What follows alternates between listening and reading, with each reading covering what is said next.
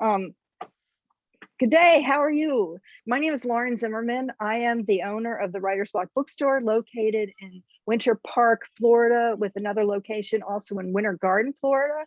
We're a suburb of Orlando in Orange County. And I am here today with Andrew Ross, who wrote the book SUNBELT BLUES. And we're going to talk about his book. So just as a little bit of a side note for our audience or for Andrew, I have a background in areas where people were affected by homelessness here in Central Florida. And so I was very interested in this book and talking to Andrew because of my own personal experiences. And also I was telling Andrew a little bit earlier, my husband is in the affordable housing industry. And so I was telling him that's kind of like, dinner talk for both of us. So I know it on a cursory level. I don't know it as an expert. I just know it as just hearing him talk on the phone or hearing him talk about what his day is like. So, well, Andrew, welcome. I'm so glad that we finally got to speak. Would you tell me a little bit about yourself and your background? Sure. Yeah, I am. I'm an NYU professor and a prolific book writer. I think this is my 25th book or thereabouts. And a lot of my books are based on reporting, so it's what I call scholarly reporting in locations that are a little off the beaten track. And this book, although the viewers in Central Florida won't think of themselves as off the beaten track, most of the book is about Osceola County, which is a little further from the metro core.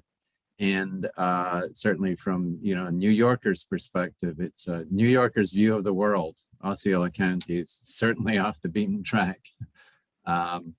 So that's me. So what was like the book that you wrote before Sunbelt? I'm curious now about your scholarly reporting and off the beaten track. Like, what was the book that you wrote before Sunbelt Blues? Oh boy. Well, that was actually in the Middle East. It was a book about Palestinian construction workers who work in the stone industry, which is the biggest industry in the West Bank. So I did a lot of interviews with workers there and got a picture of their lives and the challenges that they face. So pretty far afield. Wow. From this location. Yeah. Well, I know that here in Central Florida, or just Orlando in general, I know that when I opened up the bookstore 8 years and was traveling to New York to meet with publishers about having events in Central Florida, nobody knew where Central Florida was. Like, they only knew Orlando as, and this is New York, and they only knew Orlando as Disney World. They didn't understand that there was actually communities that were large communities in, that were outside of the theme parks. And, they always knew there was an Orlando, but they thought it was just some little town that, was on the edge of, Walt Disney World. They didn't. And so the next time that I came to visit them, I felt like I was a representative of the, Economic Development Commission. I brought a whole PowerPoint showing them, how large we are, how, our average income, our schools, our libraries, we have all the sporting events, we have the medical schools, the law schools. We've got, the UCF is the largest university in the country. And so so slowly but surely they started to see Orlando as a city. Instead of a town. I think it's still because I'm also a New Yorker, have New Yorker blood in me. So I don't think that if I were to compare it to the way that New Yorkers think, I don't know if we're a city yet, but I think we're a town that is becoming a city, is I think where our stage is. And so when you look at Osceola County, there's a lot of people coming to Osceola County, a lot of people. The same people that I think used to go down to Miami are now coming to Osceola County, which is probably what's causing a lot of the problems in homelessness.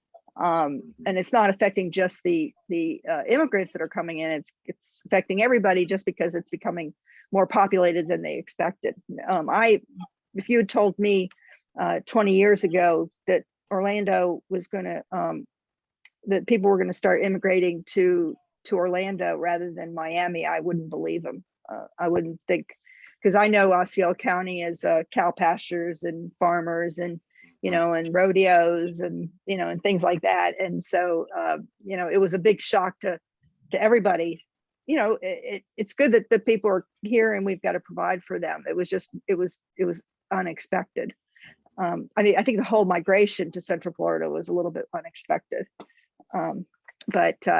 So how did you find out? Now, tell me why you chose this area to study. What provoked you to start thinking about it? Well, Lauren, more than 20 years ago, I lived in Celebration, Oh, the very early years of Celebration, and lived there for a year and wrote a book about the experience of the new residents called the Celebration Chronicles. And I promised my neighbors that I would return there 20 years later to check in. Every new town needs a chance to mature. And so very dutifully, I started going back there, interviewing some of the residents. Very quickly fell down the rabbit hole of small town politics and was saved by finding a story, which was, you know, the story I tell about Celebration in the book, which is might be surprising to some of your listeners there, viewers, that the town center had been sold by the Disney company to a Wall Street private equity firm that had very little prior experience of managing complex communities like that. And the firm had proceeded to do what private equity has done in housing markets all across the country, where they've entered quite vigorously in the last 10 years. You know, they stripped off some of the assets, they drained equity through refinancing, they squeezed a lot of revenue from rents, and generally did a poor job of maintaining the property. And this is the architectural showpiece of Celebration, it should be said. The difference was that unlike in other communities elsewhere, some of the residents fought back. Downtown condo residents fought this long and bitter legal struggle with the Wall Street firm, which is only just being concluded. And so that's a big story I tell about Celebration. But most of the book is about other parts of Osceola County. And what took me out of Celebration was the discovery that the high school there, and this is a fairly affluent town, the high school was enrolling the largest number of homeless students of any school in Florida, which, you know, I was flabbergasted. And so I followed some of these students outside of town, found them, you know, shacked up with their families in single rooms in a lot of the budget motels on Route 192. And so that's what led me out of town and into other parts of the county. And I realized that I could look at the national housing crisis through the lens of Central Florida, a place where it hasn't been covered a lot by national commentators, and through that kind of close reporting of people's lives who are living in the motels or living in the woods, spend a lot of time in the woods, provide some snapshots that would be useful in coming up with remedies for the housing crisis. Yeah, we saw that, you know, too. I didn't know that about Celebration. I know that, you know, they're kind of isolated, that community, and they you don't hear a whole lot about them. So I don't think it was. I think the company that and what's really interesting about Celebration is that that's one of the very first public-private partnerships that Disney had, because they normally manage what they put on their property. It's rare that they sell to. It used to be rare that they sell to private industries. And then lo and behold, what happens is Disney starts competing with downtown Celebration with that gorgeous shopping center that they built, Disney Springs, which is really close. So now they're competing with themselves. Because if you're a Central Florida person or a tourist, you're going to go to Disney Springs. You're not going to go to downtown Celebration. No, not at all. No reason and, to. Yeah, but you would drive all the way to Winter Park where we are, or you would drive all the way to Winter Garden, because those are vibrant downtowns. They're worth the drive for those two communities. So, kind of witness that. Did you go to Old Town? Did you see Old Town when you were there? I'm very, very familiar with Old Town. It's central destination now on on Route 192, which Route 192 obviously has seen better days. It used to be the main approach road for right. And that's why the motels are there, but of course they've become outmoded over the years and largely pushed out of the market by Disney itself because of Disney's own hotels. But the owners, in a way, have become landlords because there's so many permanent residents. I call them reluctant landlords. They're not regulated like commercial landlords. They're making a lot of money out of people who are down on their luck. I know. But they are providing what in effect is affordable housing where affordable housing doesn't exist in Osceola County. It's when I was doing my research, Central Florida and Osceola County in particular was the single most difficult place in the country to find affordable housing if you're low income. Right. And that's kind of astonishing. Right now, in fact, rents in Metro Orlando are less affordable than in New York City. I know. It's true. So that's why Central Florida is a particularly good place to do this kind of reporting, as I found, at least as a writer. Yeah. I think, it just, because I know from my experience that I know the good people that are in, that work for the governments that are in the affordable housing business. And it's hard, it all comes down to money. And being able, in Florida, when you say reluctant landlord, I almost feel like they're opportunists and reluctant at the same time. I don't want to, reluctant would be complimenting them, because they're not regulated,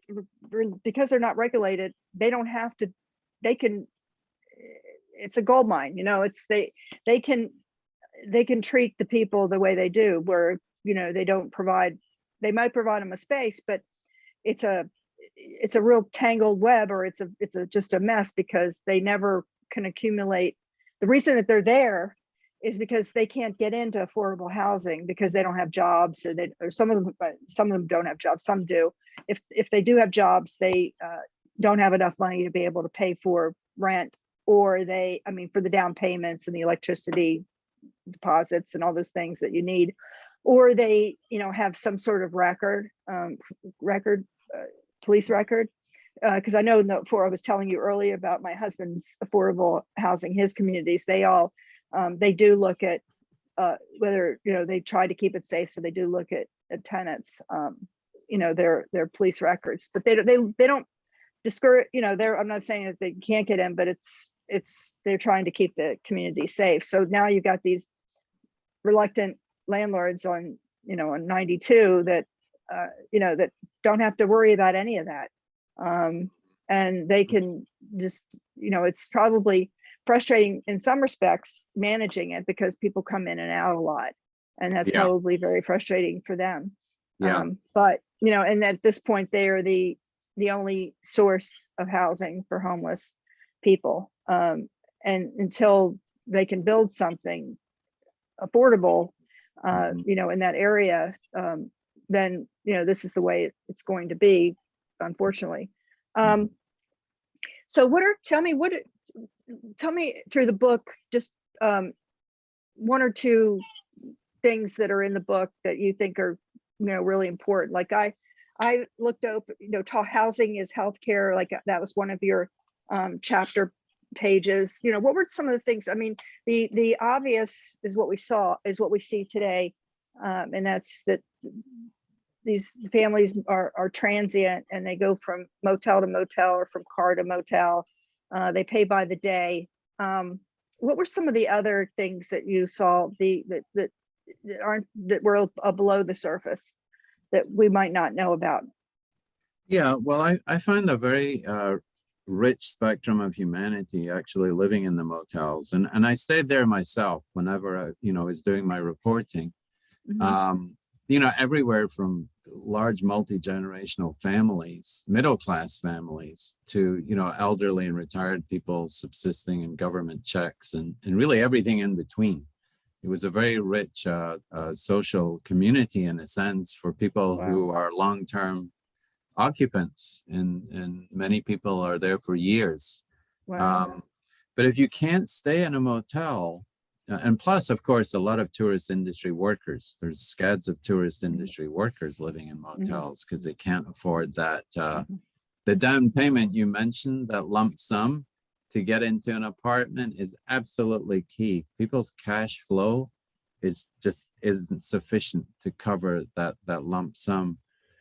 But if you can't stay in the motels and you get evicted, your next neighbors are just as likely to be possums and alligators, because I found a lot of people living in tent encampments in the woods, and for me, that was some of the most surprising things that I really came across. I spend a lot of time in the woods visiting with people in the camps, and I try to give a sense of what the communities are like. I think not only is it, the homeless in the woods, a relatively invisible population, although you can find them anywhere in the country, just off commercial strips.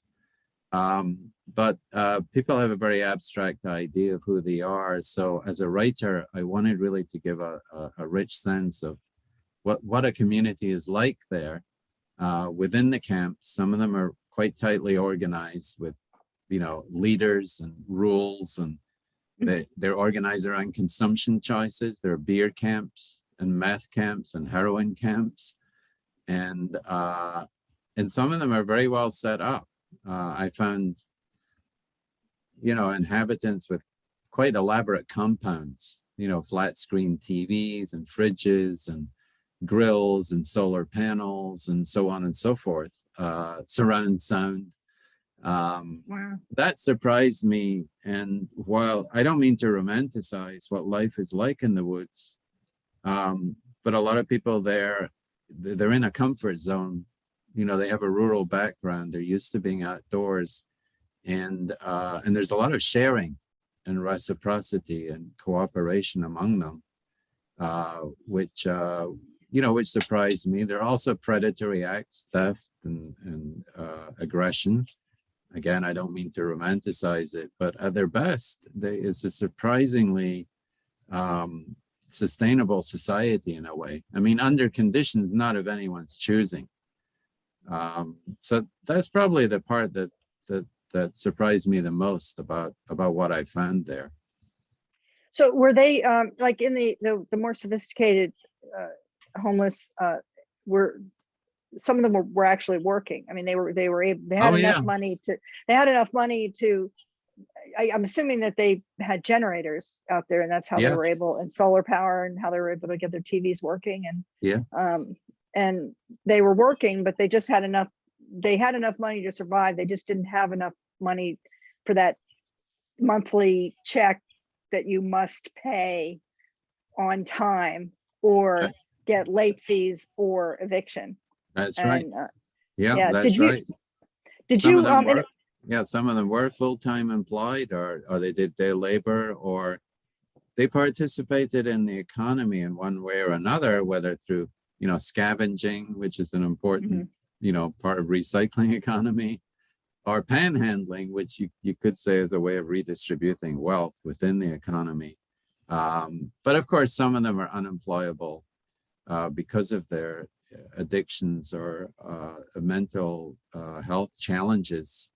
I think one of the public misperceptions is that it's those addictions and mental disabilities perhaps that lead to homelessness, whereas I find it's quite the opposite. If you become homeless, if you have the misfortune to become homeless, that's going to generate these problems for you because of your circumstances.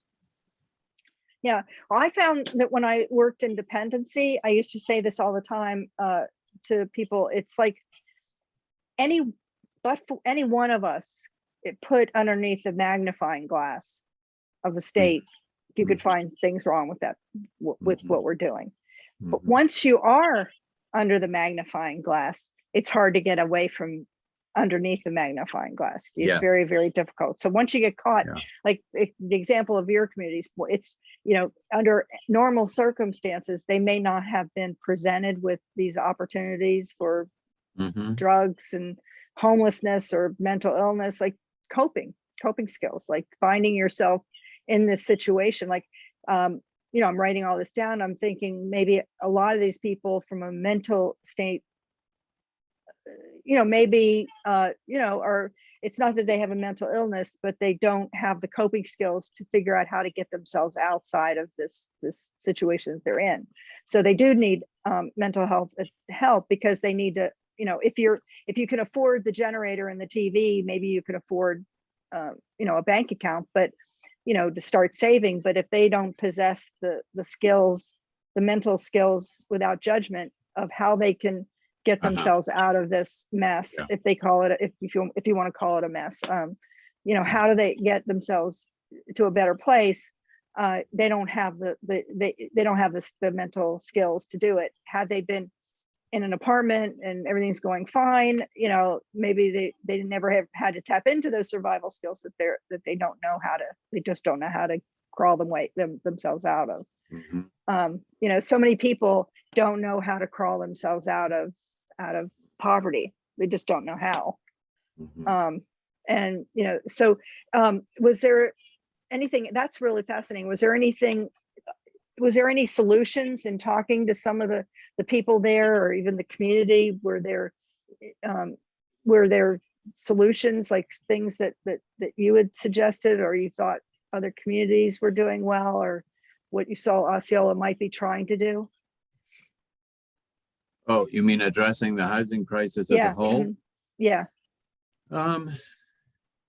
Well, as I'm sure you know, the housing crisis is complex. There are a lot of reasons why we're in not just a crisis. I would describe it as an emergency at this point, because we've seen, you know, housing prices soaring during the pandemic and rents heading in the same direction.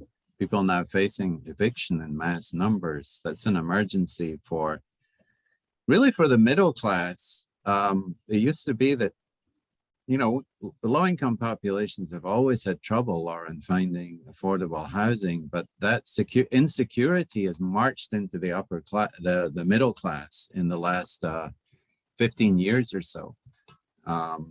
Zillow recently reported that by the end of this year, the average American renter will be paying more than 30% of their income on housing, which means they're cost burdened by federal standards. And so that's a mass problem. It's not a niche problem anymore. Osceola County, you know, it's a working class county. It's mostly a dormitory for tourist industry workers. It's very rapidly changing demographic, majority Hispanic now, and one of the fastest growing counties in the country. But there's really not much in the toolkit that planners and officials have to be able to address the crisis. And this is one of the things that interested me. They need everything they can get in their toolkit, believe me. And you know this from the work in your household, your husband's work. Part of the problem is at the state level, the legislature, you know, has preemptive laws that prohibit rent controls, prohibit things like inclusionary zoning, which, you know, mandate that developers have affordable housing as part of their developments. And for the longest time, of course, they blocked the minimum wage rise that Florida voters finally voted for last year. the root of the housing crisis is people just don't have enough income to afford housing. That's simple. And in the book, I cover the campaign at Disney World for a $15 minimum wage. I followed the unions there in that campaign, which was successful and then led to, the Florida-wide proposition. And it's all well and good. I think, it's a 50% hike, and this is happening all across the country. But if you look at the numbers, Lauren, in Osceola County, you would need $19 at least to afford a small studio apartment. So even $15 doesn't close the housing gap. And of course, there are places across the country where minimum wage is less than that, and it's impossible for them to find the housing. So we need a living wage, not a minimum wage.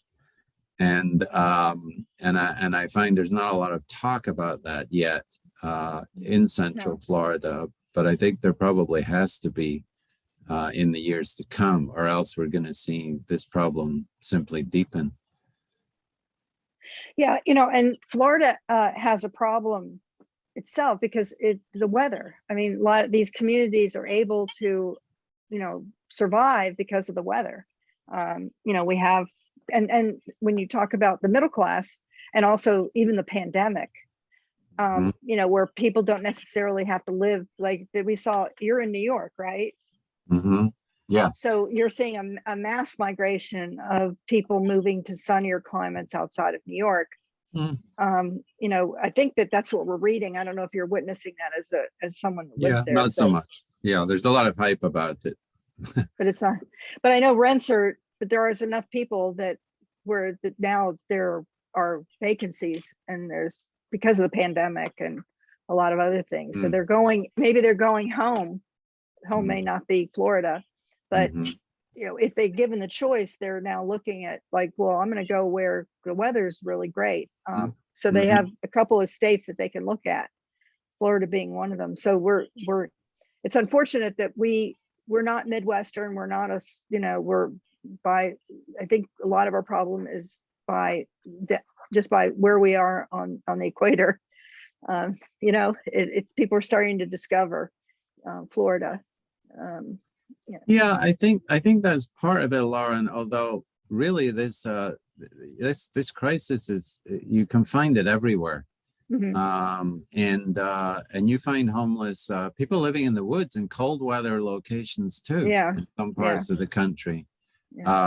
Florida, I think, it's a growth machine. Florida, its economy depends on population growth because of the absence of income tax.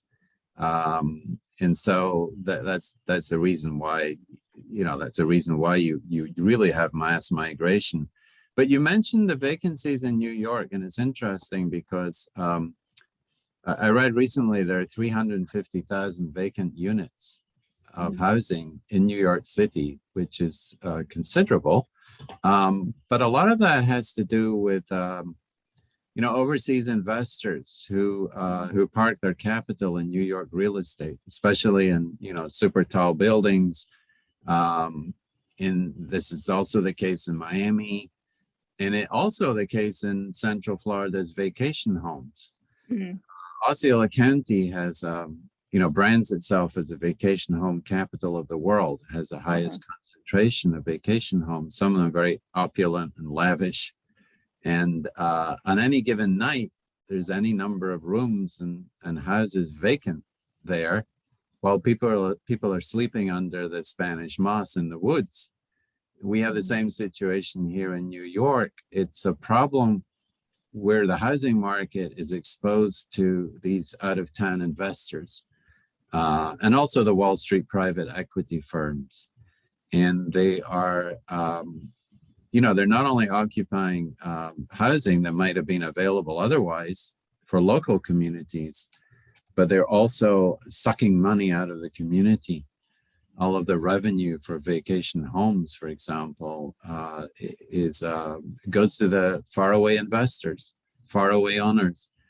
and gets invested in the global financial markets. And I found, interestingly, that in Osceola County, builders and developers were fatally attracted toward building these vacation homes because they're very profitable. And as a result, they've been much less interested in building more affordable housing product. So they do have an impact in the housing market in all sorts of ways. In addition to the fact that they may be vacant a lot of the time, and they certainly have been vacant a lot of the time during the pandemic, while people are living in privation elsewhere in the region. Yeah, and and when you talk about housing, especially in Central Florida, the expensive housing, and even the expensive housing in Orlando, the apartments that are going up, and the rates are crazy for the apartments in Orlando.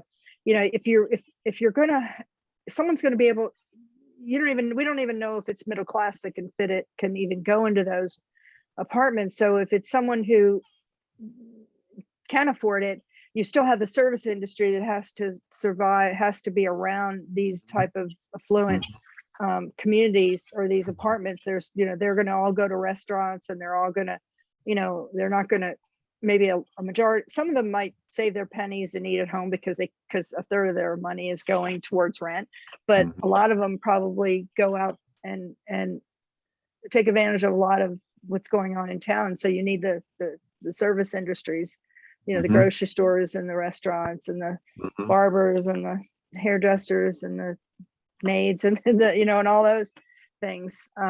And I know that in Orlando, my husband is very involved in affordable housing, and he hasn't done much in Osceola County. He knows a lot of people in Osceola County, but I know that I think it's a growth that came very quickly. Just over the last 10 years, which is very fast.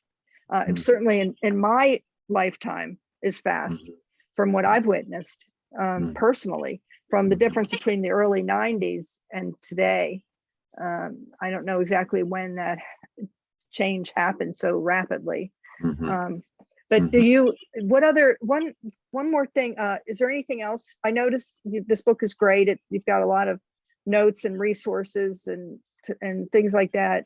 And we know that the problem is huge.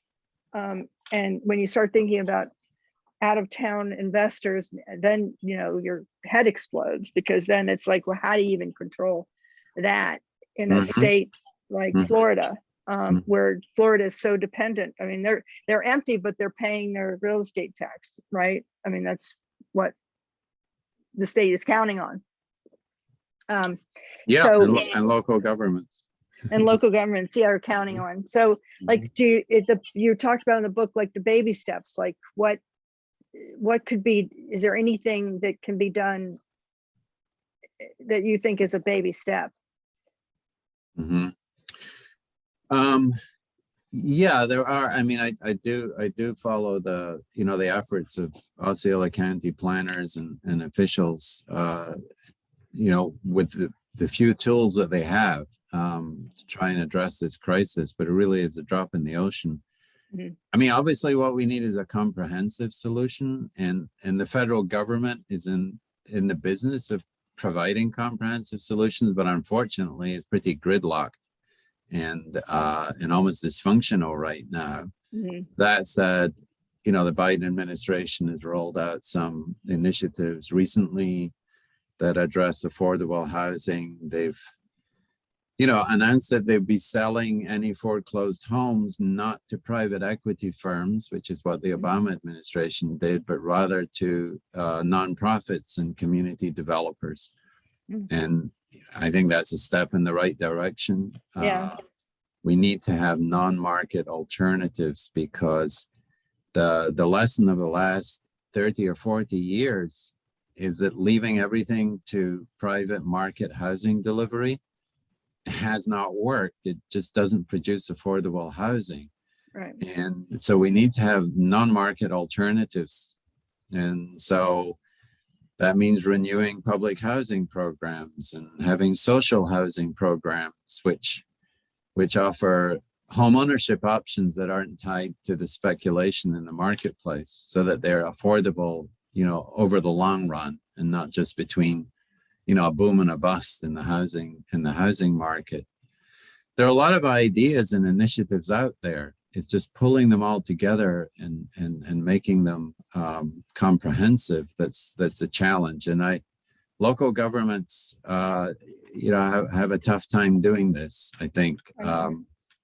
But they have to start thinking big. I mean, Route 192, for example, could very easily be reconceived in a quite different way from how it functions currently, with lots of housing on the frontages and the facades. This goes beyond converting the motels into housing, which has begun to happen, but they could be wrapped around by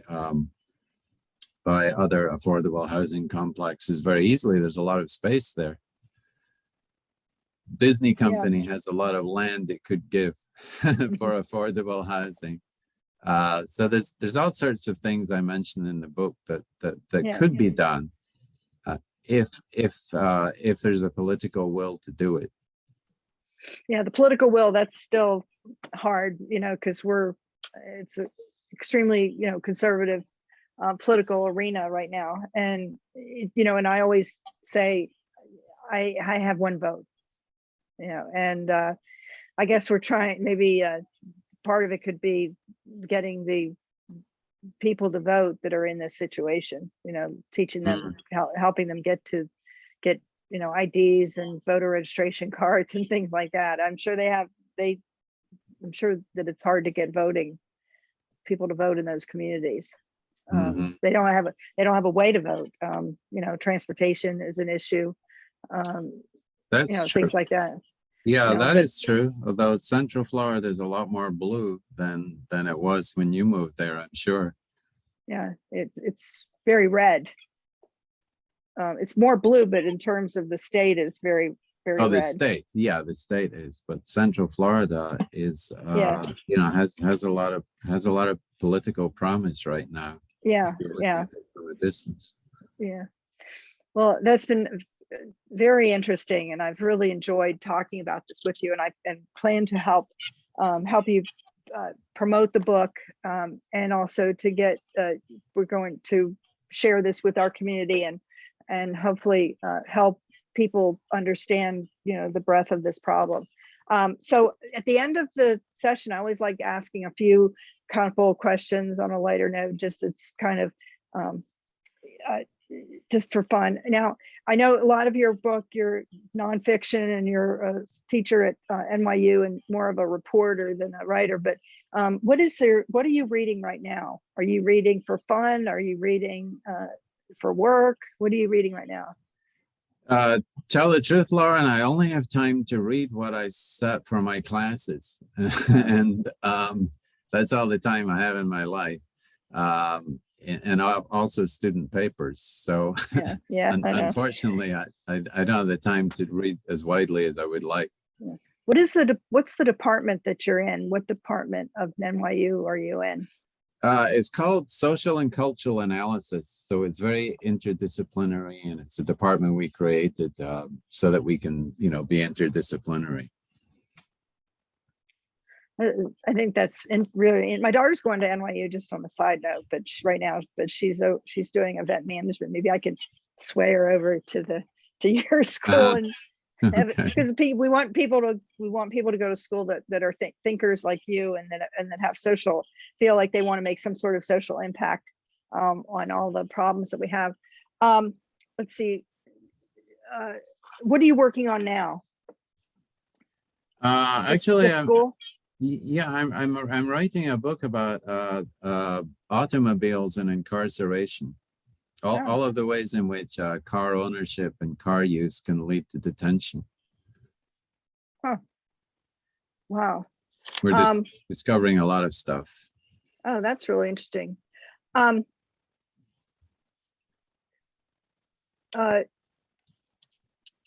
this is like a loaded question. For a fiction writer, I think I would know the answer. This one is kind of interesting. It's probably what we've been talking about. Is there anything about your writing life that you think is misunderstood by the public? Oh, well, as I said at the beginning, Lauren, I tend to write about locations that are not on my doorstep, not New York City. And so people often say, oh yeah, he's just parachuting in, he's an outsider. But the books that I write are basically, they're all based on interviews with people in the communities. So I really take my cue from the local communities. And of course, there's some, I have my own point of view, but is based on the local needs. So that's a misunderstanding I often come across. Yeah, it's true. And then if you're not writing it, who will?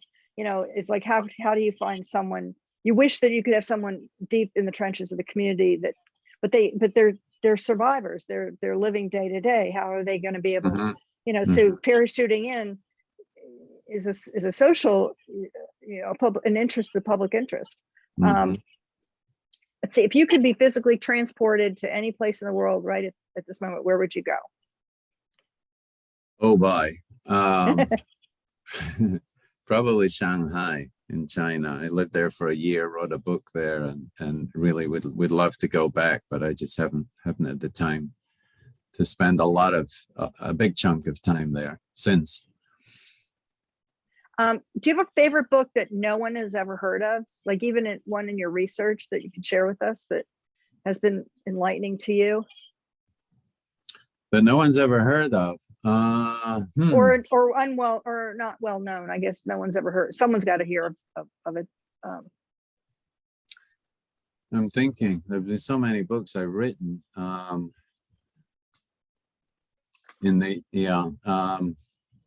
can't think of one. Is there a profession other than yours that you would, if you were to have a profession other than yours, what would it be? Well, I probably should have been a reporter, a journalist, because academics usually don't write as fast and as easily as I do. They go through hell and high water to write books, and I find it very easy to write. So I should have been a reporter, I think. Yeah. Is there anything else that you want to share with me before we close about your observations or how you feel about your time in Central Florida housing, and if there's anything that unique about us that you wanted to share? I guess I wanted to express my gratitude really for all the people that I talked to and interviewed. I wish I'd interviewed your husband, by the way. Yeah. I've heard of Banyan, who he works with, but and since most of my work was a little, over the county line, I didn't focus so much on Orange County, but yeah, I mean, meeting people who are totally outside of my orbit, my everyday orbit, is one of the things that drives me to write this kind of book. You meet a huge cross section of people, not just through interviews, but through interacting with them, and that really keeps me going in a way, and takes me out of the New Yorker's view of the world, which I find quite claustrophobic. Yeah. So I come to Central Florida for different reasons, not necessarily for the sun or the theme parks, but for the people. Yeah, the people. Yeah, Florida is an interesting state. It's a very, very interesting state. Hard to describe. Well, thank you so much. It was such a pleasure to finally meet you, and I appreciate everything you do, and look forward to helping to promote your book in our store and sharing this story with them, with all of our social media friends that we engage with on a daily basis. And thank you for everything that you do. Thank you for opening up some eyes. Hopefully this book can be a resource for some in Tallahassee. You never know, right? I hope so. Yeah. Thank you if you for ever need any help, in Florida, I mean, Tallahassee or just getting it out, just let us know. We're right here in the thick of it. So thank you so much. Thank you, Laura. Thank It's a you. pleasure. Thank you. Bye. Bye.